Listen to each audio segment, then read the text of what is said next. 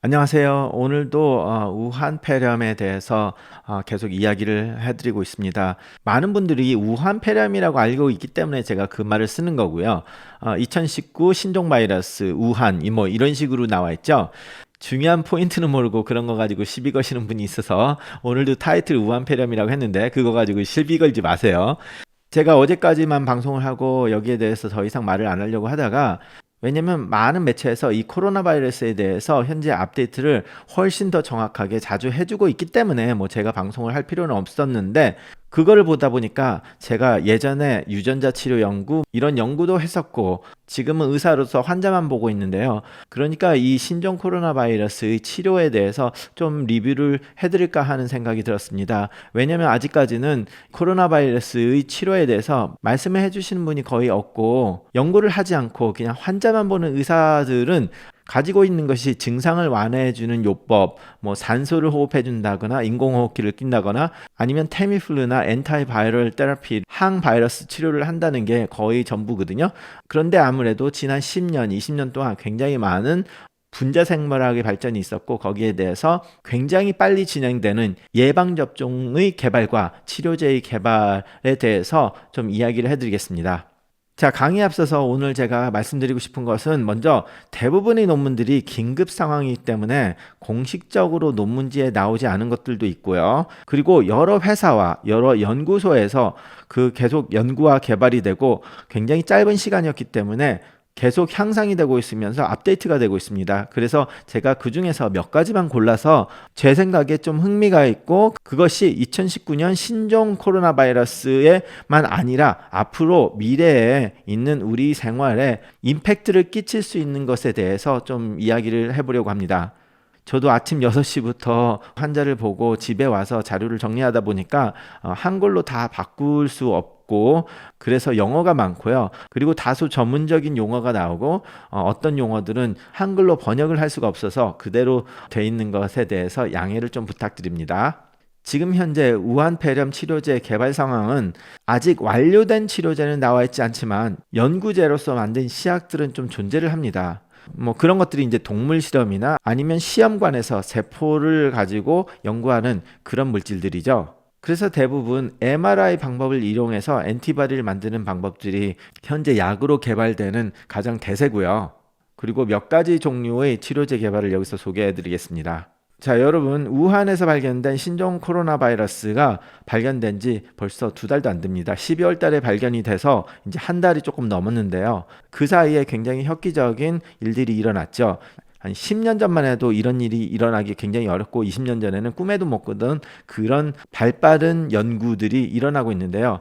그게 DNA 시퀀싱 기술의 향상이 크게 이바지를 했고, 지놈 에디팅이라는 그런 테크닉이 나오면서 그것을 이용해서 DNA를 바꾸는 기술, 그리고 DNA를 조작할 수 있는 기술이 나와서 그동안 쌓인 기술들이 있어서 의학적으로 보면 굉장히 많은 발전이 되는 계기가 될 거라고 생각합니다. 특히 얼마 전에 이게 바이올로지컬 웨폰으로 해서 생화학 무기로 만들 수 있는 기술이 될 거라고 할 정도로 나온 CRISPR-Cas9이라는 기술이 DNA를 조합하거나 띄어낼 수 있는 그런 기술이기 때문에, 앞으로 이게 나쁘게 사용을 될 수도 있지만 좋게 사용되면 치료제로서 유전자 치료라든지 아니면 암의 치료에서도 굉장히 크게 사용이 될 거라고 생각을 합니다. 그래서 이 CRISPR-Cas9이라는 테크닉이 오늘 좀 제가 다시 설명을 좀 더 드리고 싶은 게요, 굉장히 중요한 기술이기 때문에 그러는데요. 자, 이게 원래는 박테리아가 바이러스의 침략을 받게 되면 박테리아가 자신을 방어하기 위해서 쓰는 테크닉이거든요. 그 바이러스가 가지고 있는 유전자와 동일하는 짧은 RNA를 만듭니다. 그래서 그걸 만들면서 자신의 유전자에서 그런 바이러스가 가지고 있는 유전자와 동일한 곳과 딱 달라붙어서 그 DNA를 딱 잘라가지고 그 바이러스가 감염된 DNA가 더 이상 기능을 못하게 만드는 그런 방법이었는데요. 그것을 연구를 하다 보니까 바이러스가 침입한 곳에서 잘라가지고 자동으로 그거를 파괴시키는 기능뿐만 아니라 우리가 이걸 잘 쓰면 우리가 원하는 유전자에다 갖다 박아 놓으면 그게 가서 그 유전자를 파괴를 하거나 아니면 우리가 원하는 유전자를 그 유전자 안에다가 끼워 넣을 수 있다는 그런 테크닉이 되겠습니다. 굉장히 혁신적인 테크닉이죠. 자, 그거는 이제 요즘 들어서 나온 이 테크닉이고, 그것에 전에 우리가 과학이 발전되면서 나온 것이 이제 전자현미경으로 우리가 바이러스를 볼 수 있었고요. 자, 이 왼쪽에 있는 사진이 우한 2019 신종 코로나 바이러스의 모습입니다. 그리고 오른쪽의 사진은 우한에서 발생된 환자의 기도세포 사이에 코로나 바이러스가 있는 것을 보여주는 전자현미경 사진입니다. 저도 거의 15년 전에 유전자 치료 연구할 때 전자현미경을 써봤는데 옛날 생각이 초록초록 나네요. 그래서 이 전자현미경의 사진이 얼마 전에 보고가 되었고요. 그리고 또 며칠 전에 발표된 것이 우한에서 발견된 신종 코로나 바이러스의 유전자 시퀀스입니다. 뭐 모르시는 분들을 보면 이제 유전자 시퀀스를 하는데 유전자가 A, T, C, G가 있어서 그게 서로 이렇게 베이스 페어 두 가지로 페어가 돼가지고 쌍으로 해서 만들어지죠. 그래서 그걸 다 띄어놔서 시퀀스를 한 건데요. 시퀀스가 다 정리돼가지고 발표된 게 있는데요. 그게 너무 길다 보니까 제가 동영상으로 만들었습니다.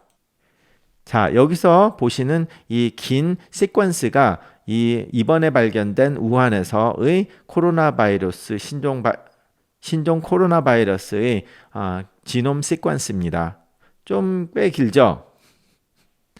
그러니까 이런 기술이 얼마나 발달을 해서 이거를 그렇게 순식간에 빨리 이 시퀀스를 한다는 것이 굉장한 과학의 발전에 힘입어서 생긴 거라고 말씀드릴 수 있습니다. 굉장히 똑똑하신 분들이 많아요. 자, 그래서 이 우한 2019 신종 코로나 바이러스의 RNA에서 이 시퀀스를 보고 이제 거기서 이제 테스트를 하다 보니까 뭐를 발견했냐면 예전에 사스에서의 바이러스와 굉장히 비슷한 시퀀스를 발견했다는 거죠. 그러다 보니까 예전에 사스가 있었을 때 연구된 자료들과 비슷한 것들을 보니까 이번에 신종 코로나 바이러스도 예전에 사스 바이러스처럼 엔지오텐신 컨버팅 엔자임 2의 익스프레션을 가지고 있다는 거였죠. 그래서 여기에 대한 연구가 계속 또 활발히 되면서 보고들이 조금씩 나오고 있습니다. 그리고 이번에 우한에서 발견된 남자 환자에서 ACE2의 익스프레션이 굉장히 많이 있는 것을 발견하고 앞으로 2019 신종 코로나 바이러스의 anti-ACE2를 통한 치료 개발 가능성을 제기한 보고가 이제 나와 있죠. 그러면 예전에 사스의 연구에서 ACE2에 대한 연구 자료가 꽤 있어요. 그래서 그거를 이제 보다 보니까 사스에서 이 오른쪽에 바이러스가 이렇게 있는데요. 여기에 이렇게 스파이크라는 것들이 있어요. 그럼 이 스파이크가 엔지오텐신 컨버팅 엔자임 2의 리셉터에 딱 달라붙으면서 이 세포 안으로 들어갈 수 있는 앵커가 되는 겁니다. 그래서 이거를 막아주면 바이러스가 이 세포 안으로 들어가지를 못한다는 생각을 할 수가 있겠죠. 그래서 실제로 여기에 대해서 이제 조사를 해봤는데요.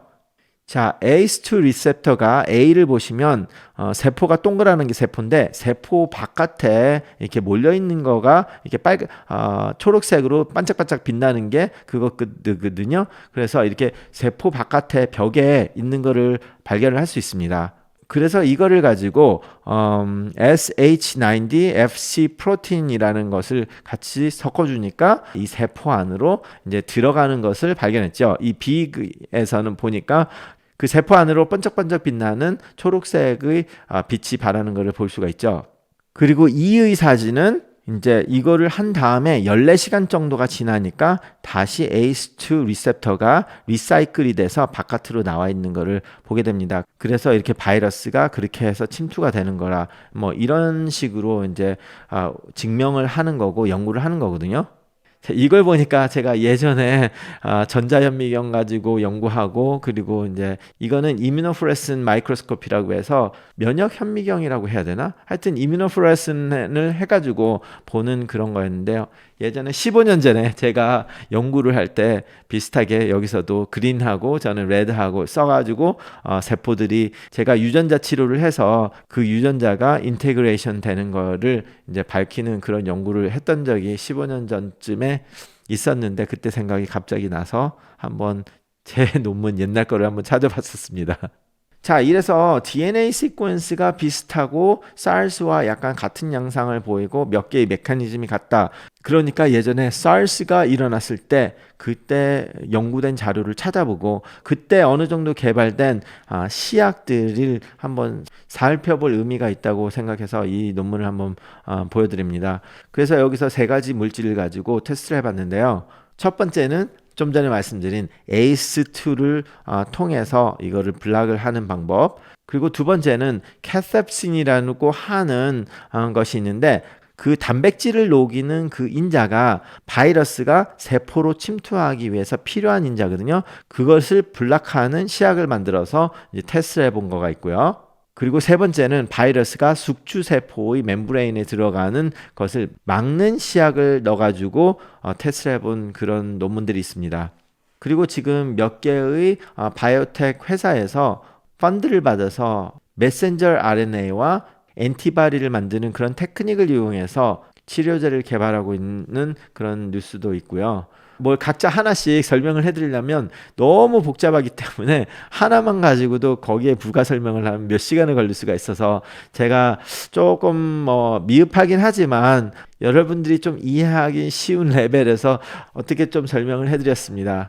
이게 모든 치료의 지금 방향은 아니고요. 그렇지만 이번뿐만 아니라 앞으로도 이렇게 바이러스의 문제가 생긴다든지 아니면 이런 테크닉은 우리가 앞으로 유전자 치료, 암 치료, 그리고 유전자 자체가 무슨 문제가 있어서 가족력이 있다, 이제 이런 거를 고칠 수도 있는 기술의 기반이 되고 있기 때문에 이번 기회에 여러분들에게 한번 흥미삼아 말씀드리는 기회를 가졌습니다.